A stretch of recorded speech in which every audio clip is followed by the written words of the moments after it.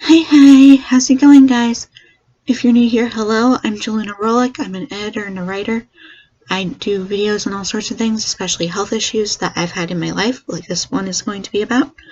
I do videos on makeup, I've done videos on writing software, so I do things about a lot of different topics. If you have a topic you'd like to hear about, tell me down below.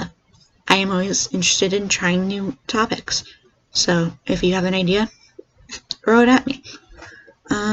Today's topic is going to be a heart condition I had when I was younger, and how it affected me, how it sort of changed my life when I first was diagnosed, and how I finally got past anxiety and got the procedure I needed for it, and just about the procedure itself, because there are a lot of people who need this procedure, don't know what they're going to get into.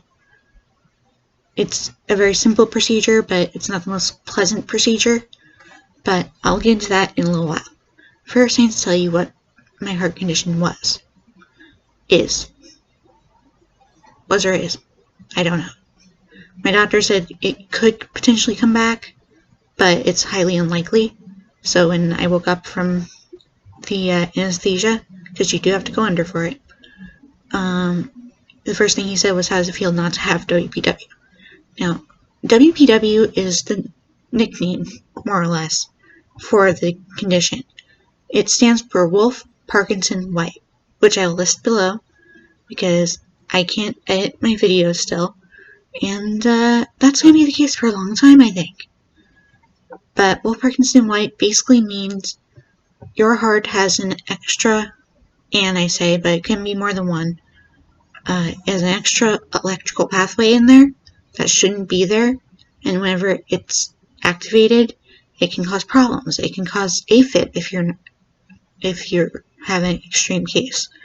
There are medications to help with it, but it really is just, it is there until you get rid of it. And the way you get rid of it is an ablation. Now, I was diagnosed with WPW when I was 13, if I recall correctly. I was either 12 or 13. I was in 7th grade, I remember that much. I'd gone to the hospital because I was having a lot of fainting spells. I kept falling down in my room and hitting my head on things. It was really bad.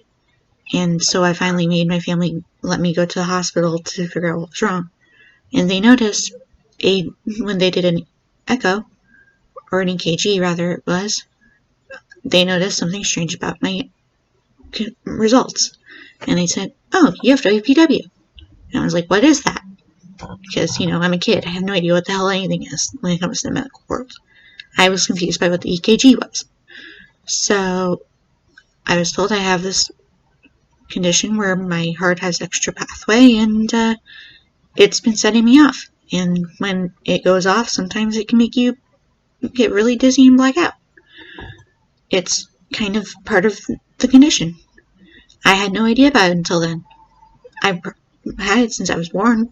That's how it generally works, at least from what I'm aware. But it's also genetic, we found out, because my second cousin has it. My father, we don't know if he has it. My grandfather didn't have it, but my great uncle, or second cousin, I don't remember how it works, he has the same condition as I do. He was only diagnosed in the last decade, so it was before I was figured out before he was, which isn't a good sign since he's older than my dad. And when I was 13, the doctor said, hey, we can just do this simple procedure and you'll be done with it and you won't have any more problems.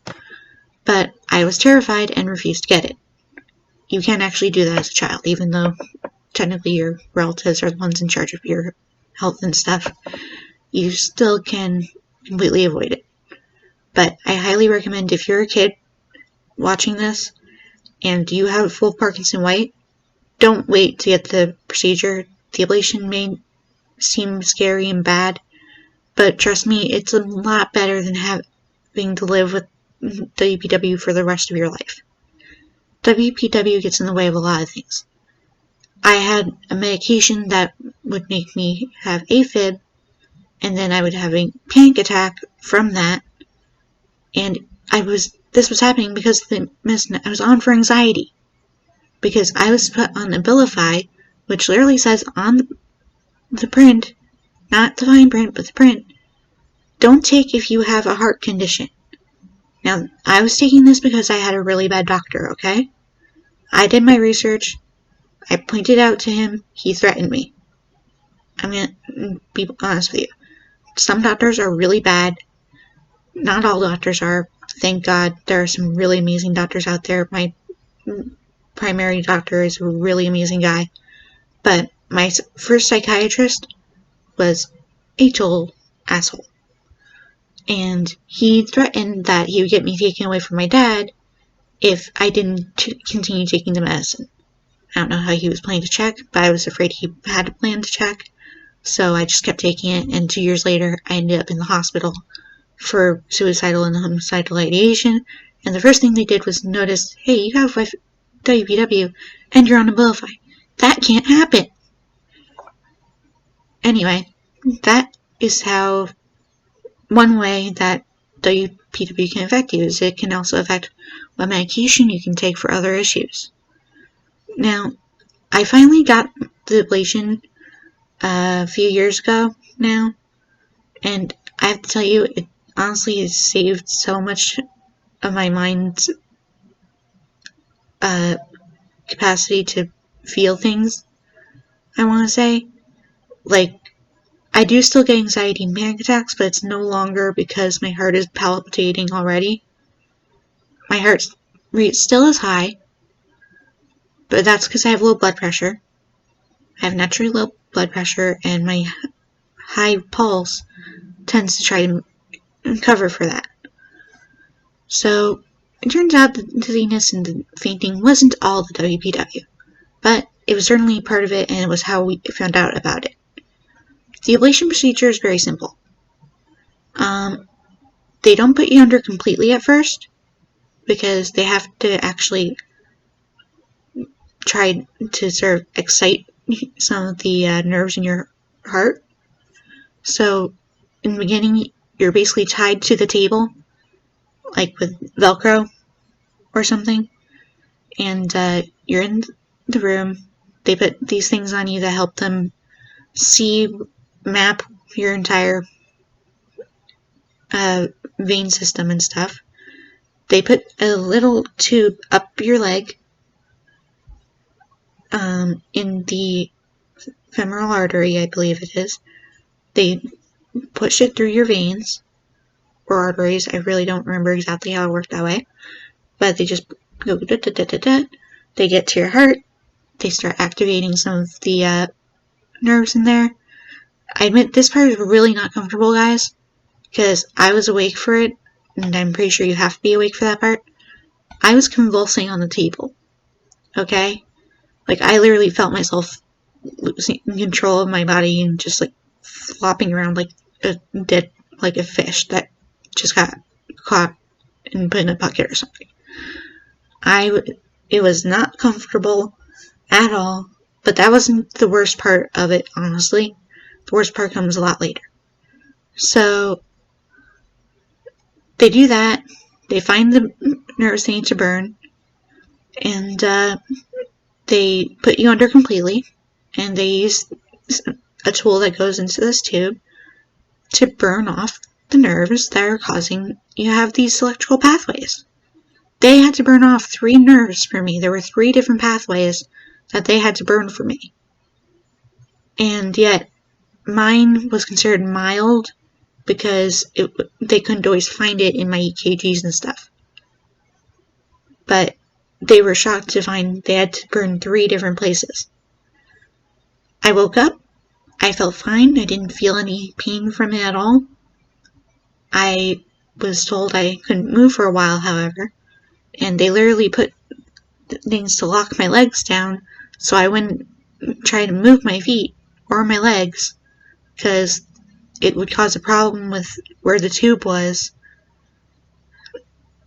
and stuff. So, I wasn't allowed to move my legs for 4 hours. I also wasn't allowed to really move my neck at all, or my back. So basically, I wasn't allowed to move. They had me in an awkward position so that I could be slightly sitting up to try to eat and drink, but since I wasn't really allowed to move my arms, my dad had to do all the feeding and stuff for me. He put a straw in my soda. I was allowed to drink caffeine for the first time in my life, really. I used to drink caffeine without it being allowed, because heart condition plus caffeine equals bow, bow, bow, bow, bow, bow, bow, bow, bow. I'm not allowed to have it again anymore because I have migraines, and rebound headaches and migraines are very similar, and I get addicted really easily to caffeine. But, so I had some caffeine soda for the first time in probably forever. I got to eat food by having my dad feed it to me. I got a sandwich and he just would hold the sandwich up to my mouth so I could eat it. 4 hours of not moving is very painful. I'm a sedentary person. I don't move around that much. But even I need to move my legs a little bit. Leaving them straight for 4 hours was torture. That was probably the worst part of the ablation procedure, was the way you had to rest until you were allowed to leave. And you still couldn't put much weight on your leg. You weren't allowed. But at least you were allowed to walk. You were allowed to leave the hospital the same day. I thought that was really awesome. It was just really painful to walk for a while because I was like, my legs are so stiff, I can't move. I was crying because of how stiff they felt while I was stuck with those things keeping my legs down. It was just, that part is literally the worst part. And that's not really that bad to most people, I think. So I think, honestly, that shows how minor the procedure is. It's still a surgical procedure, but it's not something to avoid, I'd say. If you're a kid or even an adult who has WPW, talk to your doctor about, first make sure you see an electrophysiologist, because they are the ones who really should be working with you. They're a subset of cardiology. Try to talk to your doctor about that. Talk to your doctor in general about if an ablation would be right for you, and if so, make sure you get all the details that you feel you need. Make sure it's a doctor you trust that will be doing it, and it'll go by in a flash, and the recovery takes a little while.